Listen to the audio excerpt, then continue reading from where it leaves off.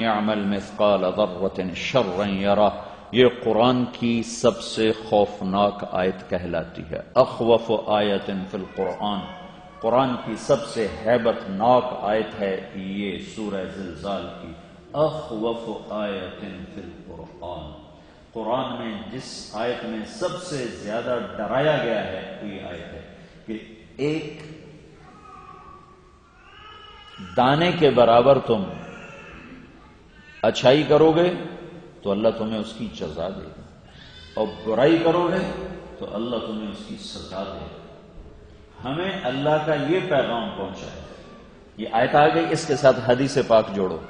آپ نے اپنی بیٹی حضرت فاطمہ، جن کو آپ نے کہا فاطمہ میرے جگر کا ٹکڑا، اور آپ نے فرمایا جنت کی عورتوں کی سردار ہے فاطمہ، اور اس کے بیٹے حسن اور حسین جنت کے نوجوانوں کے سردار ہیں حسن اور حسین، اور علی داماد کا علی تجھے خوشخبری ہو جنت میں تیرا گھر میرے گھر کے سامنے ہے۔ یہ سارے فضائل سنانے کے بعد آپ نے کہا فاطمہ بنت محمد انقذی نفسک من النار فانی لا اغنی عنک من اللہ شیئا، اے محمد کی بیٹی فاطمہ جہنم کی آگ سے خود بچنا میں نہیں بچا سکتا، اگر اللہ نے پکڑ لیا میں نہیں بچا سکتا۔ تو مسلمان کا تصور بالکل جدا ہے، وہ یہ نہیں کہتا ہمیں میرا نبی چھڑائے گا ہم جو مرضی کریں۔ برے سے برا، بہت جاہل، بالکل جاہل، جنہیں دین کا پتہ کوئی نہیں، وہ یہ کہتے ہیں ساڑا پیر سانو چھڑا لے سی، ساڑا نبی سانو چھڑا لے سی۔ ایک زمیندار آیا تبلیغ میں 4 مہینے لگانے، تو اس وقت میں رائمنڈ میں پڑھتا تھا، تو میرا چونکہ اپنا تعلق زمیندار گھرانے سے ہے، تو رائمنڈ میں زمیندار آتے نہیں تھے، بہت تھوڑے پڑھے لکھے لوگ، شہری لوگ زیادہ ہوتے تھے۔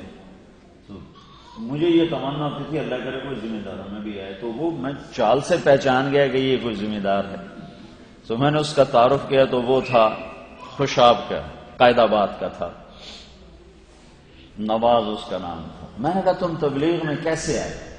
وہ بہت بڑا زمیندار تھا، بہت غافل ترین۔ کہنے لگا بس اللہ نے مجھے ہدایت دی کہ ایک جماعت آئی تو ان کو کوئی گشت نہیں کراتا، ان کو نکالنے لگے مسجد سے، تو میں نے کہا یہ مہمان ہیں، پتہ نہیں کون ہیں، انہیں کچھ مت کہو۔ تو انہوں نے ہمیں کہا سردار صاحب آپ ہمیں گشت کرا دو، تو کہا میں نے ان کے ساتھ مل کر لوگوں کو اشارہ کرتا گیا، وہ ساری مسجد میں نے بھر دی۔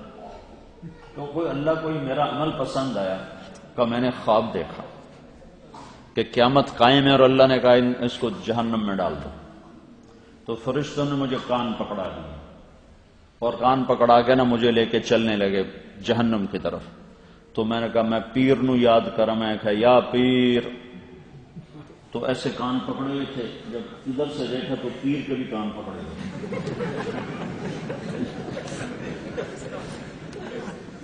وہ اندر سے دیکھا تو پیر صاحب کے بھی کان پکڑے ہوئے۔ تو جب ہم دوزخ کے قریب گئے تو انہوں نے پیر کو تو دوزخ میں دھکا دے دیا اور مجھے کہا تجھے مہلت دیتے ہیں تو توبہ کر لے۔ تو بس میری آنکھ کھلی، میں نے توبہ کی اور میں 4 مہینے کے لیے سیدھا جماعت میں آ گیا۔ تو یہ بہت تھوڑا سا طبقہ ہے نادانوں کا جو یہ کہتا ہے کہ سانو ساڈا نبی چھڑا لے سی، سانو ساڈا پیر چھڑا لے سی، ورنہ ایک عام مسلمان کتنا ہی گناہگار ہے، وہ یہ کہتا ہے جی گناہگار ہوں، اللہ بخشے تو بخشے، گناہگار ہوں۔ اسے یہ احساس ہے کہ میری غلطیاں ہیں اور اس پر جزا سزا ہے، اس پر فیصلے ہیں، اچھے اور برے فیصلے ہیں۔ تو میرا اللہ مجھے یہ کہتا ہے فَمَن يَعْمَلْ مِثْقَالَ ذَرَّةٍ خَيْرًا يَرَهُ وَمَن يَعْمَلْ مِثْقَالَ ذَرَّةٍ شَرًّا يَرَهُ۔ میرے بندے ایک رائی کے برابر نیکی کر تو جزا دیکھے گا، برائی کر تو سزا دیکھے گا۔ تو جب میری سوچ موت کے بعد ایک زندگی کی طرف چلی گئی تو اب ترجیحات اپنے آپ تبدیل ہو جائیں۔ ایک طبقہ وہ ہے جو کہتا بس یہی سب کچھ ہے، ایک طبقہ وہ ہے جو کہتا ہم جو مرضی کریں ہمیں آگے ہمارا نبی چھڑائے گا، تو ان کے لیے بھی یہی سب کچھ ہے۔ تو ان کی سوچ میں سود اور تجارت برابر، شراب بیچنا اور کپڑا بیچنا برابر. ان کو پیسہ چاہیے، شراب بیچنے سے آ جائے تو شراب بیچیں گے، کپڑا بیچنے سے آئے کپڑا بیچیں گے، جھوٹ بولنے سے آئے جھوٹ بولیں گے، سچ بولنے سے سچ بولیں گے.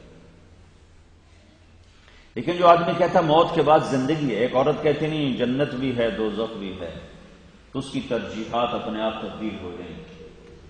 وہ موت کو سامنے رکھے. سعید انور نے 2001 میں میرے ساتھ 3 دن لگائے. سعید بھی تھا، انضمام بھی تھا، مشتاق بھی تھا، سلیم ملک. رمضان میں 3 دن یہ میرے ساتھ جماعت میں چلے. میں نے ان سے پوچھا بھائی تمہیں کیا فائدہ ہوا؟ تو وہ کہنے لگے ہماری ترجیحات بدل گئیں، شوق بدل گئے، شوق بدل گئے. پہلے شوق یہ تھا کہ جب کرکٹ چھوڑیں تو کوئی ریکارڈ قائم کرتے جائیں. اب یہ شوق لگ گیا ہے کہ اللہ تعالیٰ ہماری بخشش فرما دے اور ہم اگلی پکڑ سے بچ جائیں. شوق بدل گیا.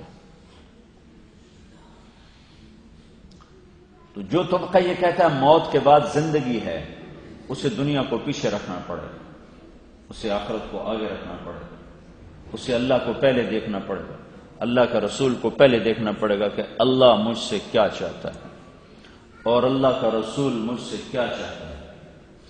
وہ یہ نہیں کہہ سکتا جو سارے کما رہے ہیں تو میں نے کمایا تو کیا ہوا، کوئی بھی نماز نہیں پڑھتا میں نے نہ پڑھی تو کیا ہوا، سارے کلب جاتے ہیں میں چلا گیا تو کیا ہوا. کتنے مسلمان سارے گلاسگو میں شرابوں کی بڑی دکانیں مسلمانوں کی، تو اگر ہماری ہو گئی تو کیا ہوا. یہ کیا ہوا اس وقت ہوتا ہے جب جنت اور جہنم کا تصور مٹ جاتا ہے، جب اللہ کے سامنے کھڑے ہونے کا احساس مٹ جاتا ہے، جب اسی زندگی کو زندگی سمجھ لیا جاتا ہے. اب جب اللہ ہی سب کچھ ہے تو پہلے ہم اللہ سے پوچھیں کہ وہ اس دنیا کو کیا کہتا ہے جو آپ کو بہت خوبصورت نظر آ رہا ہے. اللہ نے بنائی بھی خوبصورت. میں حیران ہوں، کائنات اتنی بڑی ہے، اتنی بڑی ہے کہ اس کے 97% میں تو اندھیرا ہے، نظر کچھ نہیں آتی. 97% اندھیرا ہے، نظر کچھ نہیں آتی. 3% صرف روشن ہے، صرف 3%. اس 3% کو ناسا نے دیکھا ہے، سارا نہیں دیکھا، تھوڑا سا دیکھا ہے، تھوڑا سا. ناسا اس کام میں لگا ہوا ہے، فلکیات، آسمان کے ستاروں کو. تو انہوں نے اب تک اتنے بڑے بڑے اسباب بنائے، اتنے خلا میں انہوں نے سیارے چھوڑے، تو انہوں نے سب نہیں دیکھا. 3% کا کچھ حصہ دیکھا ہے، کچھ حصہ. تو جتنے حصے کو وہ دیکھ پائے ہیں اس کے بارے میں ناسا کی رپورٹ 1981 جنوری کا ان کا رسالہ پلین ٹروتھ امریکہ سے نکلتا، پتہ نہیں ہم نکلتا ہے کہ نہیں نکلتا. 1981 میں جنوری کے رسالے میں یہ رپورٹ لکھی ہوئی تھی. وہ صحیح ہے تو ان کی ذمہ داری، غلط ہے تو ان کی ذمہ داری. میں صرف آپ کو پڑھ کے بتا رہا ہوں. انہوں نے یہ لکھا تھا کہ وہ 3% میں جو کچھ ہم نے دیکھا ہے اس کو اگر گنتی کی جائے 1 2 3 4 5 6 7 8 9 10 ان ستاروں کو گنا جائے جو دیکھے ہیں تو صرف گنتی کرنے کے لیے 300 کھرب سال کی ضرورت. 300 ٹریلین سال چاہیے صرف گنتی کرنے کے لیے، اور یہ 3% کا کچھ ہے. اور ابھی 3% پورا، 97% ناقابل دید. پھر اوپر آسمان، ان کے اوپر 7 آسمان، پھر اوپر جنت، پھر اوپر کرسی، پھر اوپر عرش، پھر جہنم. یہ سارا کائناتی نظام اللہ تعالیٰ کہتا ہے میں نے 6 دن میں بنایا. 6 دن ٹوٹل، 6 دن جتنا بنایا ہے 6 دن. مجھے خیال آتا تھا ہماری زمین تو ایک ڈاٹ کی طرح ہے. ڈاٹ، پن ہوتی نا، سوئی کی پن، وہ پن ایسے